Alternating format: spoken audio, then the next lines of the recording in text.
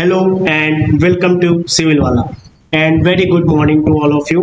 MCQs की series में ये जो अगला लेक्चर है हमारा आज का वैदिक पीरियड का है, जिसमें हम एमसीक्यू सीरीज कवर कर रहे हैं। और ये आपकी एमसीक्यू सीरीज बहुत ही इंपॉर्टेंट टॉपिक्स पे एग्जाम तक कवर की जाएगी। और एग्जाम तक कवर की जाने का मतलब हम उन कुछ टॉपिक्स को कवर करेंगे एमसीक्यूज के फॉर्म में, जो आपके लिए बहुत ज्यादा एग्जाम के लिए रिलेवेंट है और एग्जाम में बहुत ज्यादा काम आते हैं। एग्जाम में क्वेश्चन अक्सर यहाँ से पूछे जाते हैं। जैसा कि मैंने पहले भी कहा था, करना आपको कुछ नहीं है, आपको फोकस इस बात पे करना है कि आपका जो क्वेश्चंस गलत हो रहा है आप उसे चुपचाप अपने नोट्स में ऐड करें। 3-4 पेज के जो नोट्स मैंने बोले हैं उनमें नोट्स करके रिवाइज करिए, आगे बढ़ जाइए। टाइम वेस्ट करने की बिल्कुल जरूरत नहीं है, एक्सप्लेनेशन के पीछे इस वक्त नहीं पढ़ना है। जो फैक्चुअल इन्फॉर्मेशन, जो डेटा आपको मिले आप याद करिए, आगे बढ़िए। क्योंकि एग्जाम में एट द एंड क्वेश्चन आपके सामने होगा, आंसर आपके सामने होगा, बस टिक करना है, आगे बढ़ना है। वहां पे एक्सप्लेनेशन का यूज अभी फिलहाल नहीं करना। मेंस की तैयारी के दौरान आपके लिए एक्सप्लेनेशन इंपॉर्टेंट होता है, हम उस जगह उसको काम में ले आएंगे। फिलहाल आपका फोकस इस बात पे होना चाहिए कि हम कैसे जल्दी से जल्दी अपने टॉपिक्स को कवर करें। उस एमसीक्यू सीरीज में आज का जो अगला लेक्चर है वो वैदिक पीरियड से रिलेटेड है। कुछ क्वेश्चन जिसके हम देखेंगे जो महत्वपूर्ण है। तो आज की एमसीक्यू सीरीज का जो सबसे पहला क्वेश्चन है वो है, सबसे पुराना वेद कौन सा है? सबसे पुराना वेद अक्सर पूछा जाता है कि यजुर्वेद है, ऋग्वेद है, सामवेद है, अथर्ववेद है। अच्छा, ये देखो आपके राइट साइड में नीचे इंग्लिश में भी क्वेश्चंस दिए गए हैं। ये स्लाइड आपकी ऐसे है, अगली स्लाइड आपकी दूसरी तरीके से बना ली जाएगी, तो उसमें हम कवर कर लेंगे। सबसे पुराना वेद कौन सा है? यजुर्वेद, ऋग्वेद, सामवेद, अथर्ववेद। तो हमेशा आप ध्यान रखेंगे कि ऋग्वेद हमारा सबसे पुराना वेद है। अगला क्वेश्चन है कि भारतीय साहित्य में वेद 4 है, ऋग्वेद, सामवेद, यजुर्वेद, अथर्ववेद। इनमें ऋग्वेद सर्वाधिक प्राचीन माना जाता है। इनमें ऋग्वेद सर्वाधिक प्राचीन माना जाता है। ये आपका एक्सप्लेनेशन हमने ऐड कर रखा था। फिलहाल मैं एक्सप्लेनेशन अब नहीं पढ़ूंगा, ये पीडीएफ आपके लिए रहेगी, आप क्लासेस बार बार देख सकते हैं। अगला क्वेश्चन है आपका, किस वैदिक ग्रंथ में वर्ण शब्द का सर्वप्रथम नामोल्लेख मिलता है? क्वेश्चन क्या है? अगला क्वेश्चन है आपका, इन विच वैदिक टेक्स्ट इज द वर्ड वर्ण mentioned in the first time? वर्ण शब्द किस ऋग्वेद में मिलता है? ऋग्वेद में। किस वेद में मिला? ऋग्वेद में, अथर्ववेद में, सामवेद में या यजुर्वेद में? तो उसका उत्तर है किसमें? ऋग्वेद में। किसमें मिलता है? ऋग्वेद में। अगले क्वेश्चंस की तरफ हम चलते हैं। अगला, अच्छा ये देखो एक्सप्लेनेशन नीचे दिया हुआ है कि वर्ण शब्द का सर्वप्रथम उल्लेख ऋग्वेद में मिलता है। ऋग्वेद में वर्ण शब्द रंग के अर्थ में तथा कहीं कहीं व्यवसाय के अर्थ में यानी बिजनेस के अर्थ में, आर्यों को गौर वर्ण तथा दासों को कृष्ण वर्ण कहा गया है। ऋग्वेद के 10वें मंडल के पुरुष सूक्त में सर्वप्रथम शूद्र शब्द का शूद्र शब्द का यूज मिलता है। अगले क्वेश्चन पे चलते हैं। अगला क्वेश्चन है हमारा, निम्नलिखित 4 वेदों में किस एक में जादुई माया और वशीकरण का वर्णन है? किसमें जादुई माया और वशीकरण का वर्णन है? ऋग्वेद में, यजुर्वेद में, अथर्ववेद में या सामवेद? तो इसका आंसर है अथर्ववेद में। किसमें? अथर्ववेद में। ये आपका यहाँ पे देखो लिखा हुआ है, इसमें अथर्ववेद में। आंसर 3 यानी अथर्ववेद। अगला क्वेश्चन है आपका, अगला क्वेश्चन है आपके सामने, निम्नलिखित में से कौन सा ब्राह्मण ग्रंथ ऋग्वेद से संबंधित है? कौन सा ब्राह्मण ग्रंथ ऋग्वेद से संबंधित है? ऐतरेय ब्राह्मण, भूपत ब्राह्मण, शतपथ ब्राह्मण या तैत्रेय ब्राह्मण? तो इसका आंसर क्या है? इसका आंसर है हमारा ऐतरेय ब्राह्मण। इसका आंसर क्या हो जाएगा? ऐतरेय ब्राह्मण। अगले क्वेश्चंस की तरफ चलते हैं। अच्छा, ये उसका एक्सप्लेनेशन दिया हुआ है, आप लोग चाहे तो पढ़ सकते हैं। अगले क्वेश्चंस की तरफ हम चलते हैं। अगला क्वेश्चन है हमारा, ऋग्वेद का कौन सा मंडल पूर्णतः सोम को समर्पित है? ऋग्वेद का कौन सा मंडल पूर्णतः सोम को समर्पित है? जी बताएं। Which mandal is Rigveda is completely dedicated to the Soma? बताइए। देखिए क्वेश्चन आपका दिया हुआ है इंग्लिश में भी, Which mandal of Rigveda is completely dedicated to the Soma? 7वां मंडल, 8वां मंडल, 9वां मंडल या 10वां मंडल? तो इसका आंसर हो जाएगा, इसका आंसर अगर आपको पता है तो आप कमेंट करके जरूर बताइएगा। ये बहुत इंपॉर्टेंट क्वेश्चन है क्योंकि कई बार पूछा जा चुका है आपके एग्जाम में। तो इसका 9वां मंडल पूर्णतः सोम को समर्पित है। हम अगले क्वेश्चंस की तरफ चलते हैं। अगला क्वेश्चन क्या है हमारा, यज्ञ संबंधी विधि विधानों का पता चलता है? यज्ञ संबंधी विधि विधानों का पता किससे चलता है? ऋग्वेद से, सामवेद से, ब्राह्मण ग्रंथों से या फिर यजुर्वेद से? तो इसका आंसर क्या हो जाएगा? यजुर्वेद से। इसका आंसर क्या हो जाएगा? यजुर्वेद से। The ritual related to yoga yajna are known from Yajurveda. अगले क्वेश्चंस की तरफ हम चलते हैं। अगला क्वेश्चन क्या है हमारा, भारत के किस स्थल की खुदाई से लौह धातु के प्रचलन के प्राचीनतम प्रमाण मिले हैं? अगला क्वेश्चन क्या है, भारत के किस स्थल की खुदाई से लौह धातु के प्राचीनतम प्रमाण मिले हैं? तक्षशिला से, अतरंजी खेड़ा से, कौशाम्बी से, या फिर हस्तिनापुर से? तो इसका आंसर क्या हो जाएगा? अतरंजी खेड़ा। इसका आंसर क्या हो जाएगा? अतरंजी खेड़ा। अगले क्वेश्चन की तरफ चलते हैं। अच्छा, इसका एक्सप्लेनेशन दिया है, आप लोग अगर चाहें तो पढ़ सकते हैं। फिलहाल अभी आप आगे सिर्फ क्वेश्चंस पे ध्यान दीजिए और आगे बढ़ जाइए, क्योंकि आपको एग्जाम में डायरेक्ट यहाँ से क्वेश्चंस देखने को मिले, बहुत आसानी से देखने को मिलने वाले हैं। इसलिए अगले क्वेश्चन पे चलते हैं। अगला क्वेश्चन है हमारा, पढ़िए। निम्नलिखित में से किस एक वैदिक साहित्य में मोक्ष की चर्चा में, इसकी चर्चा मिलती है? मोक्ष की। इंग्लिश में पढ़िए आप। In which one of the following Vedic literature is there discussion of salvation? बताइए, चलिए बताइए। इसमें मोक्ष की चर्चा हमको देखने को मिलती है। आपके पास 1 मिनट का समय है। ये क्वेश्चन इतना इंपॉर्टेंट है कि कई बार पूछा जा चुका है, इसलिए मैं इस पे टाइम दे रहा हूँ कि ये ऋग्वेद में मिलता है, परिवर्ती संहिताओं में मिलता है, या ब्राह्मण ग्रंथ में मिलता है, या उपनिषद में मिलता है। क्या इसमें से किसी को आपको क्वेश्चन पता है? अगर हाँ, अगर इसका उत्तर आपको पता है तो आप समझ लीजिए आपकी तैयारी काफी सही सलामत चल रही है। तो इसका आंसर है उपनिषदों में मोक्ष की चर्चा हमें देखने को मिलती है। अगले क्वेश्चन पे चलते हैं। अगला क्वेश्चन है हमारा, निम्नलिखित में से वैदिक साहित्य का सही क्रम कौन सा है? सही क्रम पूछा गया है। विच of the following is correct order of वैदिक लिटरेचर? वैदिक लिटरेचर का सही क्रम पूछा गया है, तो ध्यान रखिएगा सही क्रम यही है। वैदिक संहिताएं, ब्राह्मण, आरण्यक, उपनिषद। वैदिक संहिताएं, ब्राह्मण, आरण्यक और उपनिषद। अगले क्वेश्चन पे चलते हैं। अगला क्वेश्चन है हमारा, आरंभिक वैदिक साहित्य में सर्वाधिक वर्णित नदी कौन सी है? सबसे ज्यादा नदी कौन सी वर्णित की गई है? The river most mention in the early वैदिक लिटरेचर। तो ये सभी को उसका उत्तर पता होगा कि सिंधु नदी का सबसे ज्यादा जिक्र देखने को मिलता है। किस नदी का? सिंधु नदी का। अगले क्वेश्चन पे चलते हैं। वैदिक नदी अस्किनी की पहचान निम्नलिखित नदियों में से किस एक के साथ की जाती है? अस्किनी का संबंध किससे है? ध्यान रहे, अस्किनी का संबंध पूछा जाता है। जब भी अस्किनी का नाम आएगा तो आप चुनाव आंसर लगाएंगे। अगले क्वेश्चन की तरफ चलते हैं। अगला क्वेश्चन है हमारा, ऋग्वेद में निम्नलिखित किन नदियों का उल्लेख अफगानिस्तान के साथ आर्यों के संबंध का सूचक है?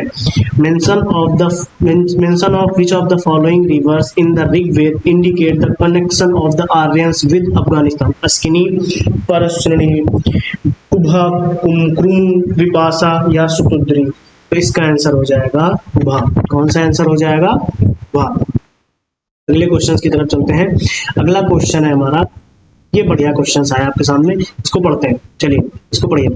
धर्म तथा रीत भारत की प्राचीन वैदिक सभ्यता के केंद्रीय विचार को चित्रित करते हैं। इस संदर्भ में निम्नलिखित कथनों पर विचार कीजिए। धर्म व्यक्ति के दायित्वों एवं स्वयं तथा दूसरों के प्रति व्यक्तिगत कर्तव्यों की संकल्पना था। रीत मूलभूत नैतिक विधान था जो सृष्टि और उसमें अंतर्निहित सारे तत्वों के क्रियाकलापों को संचालित करता था। कौन सा सही? केवल एक, केवल दो, दोनों या कोई भी नहीं? बताएं। तो इसका आंसर है कि दोनों के दोनों सही हैं। अगले क्वेश्चन की तरफ चलते हैं। अगला क्वेश्चन है हमारा कि भारतीय संस्कृति के अंतर्गत रीत का अर्थ है प्राकृतिक नियम, कृत्रिम नियम, मानवीय नियम या सामाजिक नियम? बताएं। इसका आंसर हो जाएगा प्राकृतिक नियम। इसका आंसर क्या हो जाएगा? Natural law.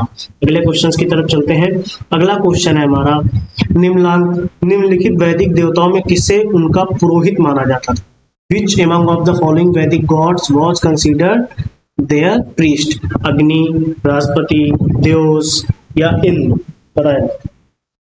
तो ये माना जाता था, बृहस्पति को उनका पुरोहित माना जाता था। अगले क्वेश्चन पे चलते हैं। अगला क्वेश्चन है हमारा, ऋग्वैदिक काल में निष्क किस अंग का आभूषण था? निष्क किस अंग का आभूषण था? तो वो था गले का। वो किसका था? गले का। अगले क्वेश्चन की तरफ चलते हैं। अगला क्वेश्चन है हमारा, निम्नलिखित में से किसने आर्यों के आदि देश के बारे में लिखा है? आर्यों के आदि देश के बारे में किसने लिखा है? बताएं। शंकराचार्य ने, एनी बेसेंट ने, विवेकानंद ने या बाल गंगाधर तिलक ने? तो इसका आंसर हो जाएगा बाल गंगाधर तिलक। इसका आंसर क्या हो जाएगा? बाल गंगाधर तिलक। अगले क्वेश्चन की तरफ चलते हैं। अगला क्वेश्चन है, शतपथ ब्राह्मण में उल्लिखित राजा विदेह माधव से संबंधित ऋषि थे? ऋषि भारद्वाज, ऋषि वशिष्ठ, ऋषि विश्वामित्र या गौतम राहुगण? तो इसका आंसर हो जाएगा ऋषि गौतम राहुगण। अगले क्वेश्चन पे चलते हैं। ये रहा इसका आंसर, ऋषि गौतम राहुगण। अगला क्वेश्चन है हमारा, अगला क्वेश्चन क्या है, हाँ, उत्तर वैदिक काल में निम्नलिखित में किनको आर्य संस्कृति का धुर समझा जाता था? Which of the following were considered of the hub of Aryan culture in the Vedic period? अंग मगध, कौशल विदे, कुरु पांचाल या मत्स्य सूरसेन? बताएं। इसका आंसर हो जाएगा कुरु और पांचाल। इसका आंसर क्या हो जाएगा? कुरु और पांचाल। अगले क्वेश्चन की तरफ चलते हैं। अगला क्वेश्चन है हमारा, गोत्र शब्द का प्रयोग सर्वप्रथम हुआ था अथर्ववेद में, ऋग्वेद में, सामवेद में, यजुर्वेद में? गोत्र शब्द का यूज सबसे पहले किसमें हुआ? तो आप सभी को पता होगा, ये हुआ था ऋग्वेद में। ये किसमें हुआ था? ऋग्वेद में। अगले क्वेश्चन की तरफ चलते हैं। अगला क्वेश्चन है हमारा, पूर्व वैदिक आर्यों का धर्म प्रमुखता था। पूर्व वैदिक आर्यों का धर्म प्रमुखता, द रिलीजन ऑफ प्री वैदिक आर्यन वाज मेनली भक्ति यानी डिवोशन, मूर्ति पूजा और यज्ञ यानी आइडल वर्शिप एंड यज्ञ, प्रकृति पूजा और यज्ञ, नेचुरल वर्शिप और यज्ञ, प्रकृति पूजा और भक्ति, नेचुरल वर्शिप एंड डिवोशन? बताएं। तो इसका आंसर हो जाएगा प्रकृति पूजा और यज्ञ, नेचुरल वर्शिप एंड यज्ञ। अगले क्वेश्चंस की तरफ चलते हैं। अगला क्वेश्चन है हमारा, अगला क्वेश्चन है, इन द, क्या क्वेश्चन है, ऋग्वैदिक काल में जनता निम्न में से मुख्यतः किसमें विश्वास करती थी? मूर्ति पूजा में, एकेश्वरवाद में, देवी पूजा में या बलि एवं कर्मकांड में? तो ध्यान है, ये हमेशा ऋग्वेद काल में जनता मुख्यतः बलि एवं कर्मकांड पे विश्वास करती थी। इसमें करती थी, एक सेकंड, बलि और कर्मकांड, इसमें सैक्रिफाइस एंड रिचुअल्स में, ये रहा सैक्रिफाइस एंड रिचुअल्स में। अगले क्वेश्चन की तरफ चलते हैं। अगला क्वेश्चन है हमारा, प्राचीन काल में आर्यों के जीविकोपार्जन का मुख्य साधन क्या था? एग्रीकल्चर, हंटिंग, क्राफ्ट्स और ट्रेड? बताया। तो वो हमारा मुख्य जीविकोपार्जन था उनका एग्रीकल्चर। क्या था? एग्रीकल्चर। अगले क्वेश्चन की तरफ चलते हैं। ऋग्वेद में उल्लिखित यव शब्द किस कृषि उत्पाद हेतु प्रयुक्त किया गया है? जौ, चना, चावल, गेहूं? यानी क्वेश्चन है, the word yava mentioned in the Rigveda has been used for the which agricultural product? Barley, gram, rice, wheat? तो वो जौ के लिए यूज किया गया था। इसके लिए यूज किया गया था, जौ के लिए। अगले क्वेश्चन की तरफ चलते हैं। अगला क्वेश्चन है हमारा, ऋग्वैदिक पण किस वर्ग के नागरिक थे?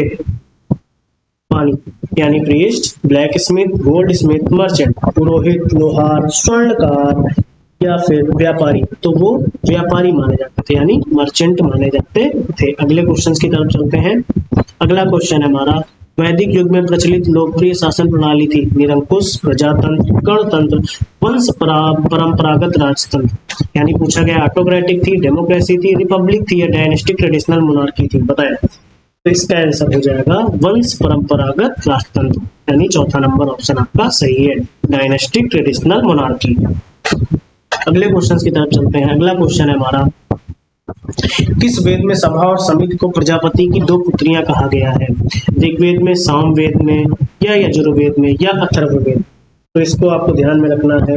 अथर्ववेद में सभा और समिति को प्रजापति की दो पुत्रियां कहा गया है। इन विच वेद sabha and samiti are called two daughter of Prajapati? Atharvaveda. क्या हो जाएगा? अथर्ववेद। अगले क्वेश्चन की तरफ चलते हैं। ऋग्वैदिक जनसभा को न्यायिक कार्यों से संबंधित थी। Rigvedic publicly assembly which was related to judicial function? Sabha, samiti, Bidhata या उपर्युक्त सभी? बताएं। इसका आंसर हो जाएगा सभा। इसका आंसर क्या हो जाएगा? सभा। अगले क्वेश्चन की तरफ चलते हैं। अगला क्वेश्चन है हमारा, आयुर्वेद अर्थात जीवन का विज्ञान का उल्लेख सर्वप्रथम मिलता है, कहाँ मिलता है? आरण्यक में, सामवेद में, यजुर्वेद में या अथर्ववेद में?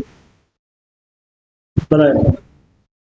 इसका आंसर है अथर्ववेद में। तो मिलता है अथर्ववेद में। अगले क्वेश्चन की तरफ चलते हैं। 800 से 600 ईसा पूर्व का काल किस युग से जुड़ा है? ब्राह्मण युग, सूत्र युग, रामायण युग या महाभारत युग? ये रहा आपका इंग्लिश में question. The period from 800 to 600 BC is associated with which era? ब्राह्मण एरा, सूत्र एरा, रामायण एरा या महाभारत एरा? बताएं। इसका आंसर हो जाएगा ब्राह्मण युग। अगले क्वेश्चन की तरफ चलते हैं। अगला सबसे इंपॉर्टेंट क्वेश्चन है हमारा, बहुत ज्यादा इंपॉर्टेंट। गायत्री मंत्र किस पुस्तक में मिलता है? गायत्री मंत्र किस पुस्तक में मिलता है? उपनिषदों में मिलता है, भगवत गीता में मिलता है, यजुर्वेद में मिलता है या ऋग्वेद में मिलता है? बताएं। तो ये मिलता है तो यजुर्वेद में। किसमें मिलता है? यजुर्वेद में। अगले क्वेश्चन की तरफ चलते हैं। पुराणों की संख्या है कितनी? पुराणों की संख्या पूछी गई। कितने पुराण है हमारे? कितने पुराण है? 18। कितने हैं? 18 पुराण है। अगला क्वेश्चन है जो हमारा, श्रीमद् भगवत गीता मौलिक रूप में किस भाषा में लिखी गई? संस्कृत, उर्दू, पाली, हिंदी? ये तो सभी को पता होगा। श्रीमद् भगवत गीता संस्कृत भाषा में लिखी गई। फिलहाल आज के लिए इतने ही क्वेश्चन। ये हमारे कुछ इंपॉर्टेंट क्वेश्चन थे। यहाँ से इंग्लिश के वही सब हो जाते हैं। पीडीएफ इंग्लिश और हिंदी दोनों में मैंने आपके साथ दोनों क्वेश्चन शेयर कर दिए। जो क्वेश्चन आपको नहीं आ रहे थे आप उन्हें नोट करते चलिएगा, आपको एग्जाम में बहुत फायदा होगा। Thank you.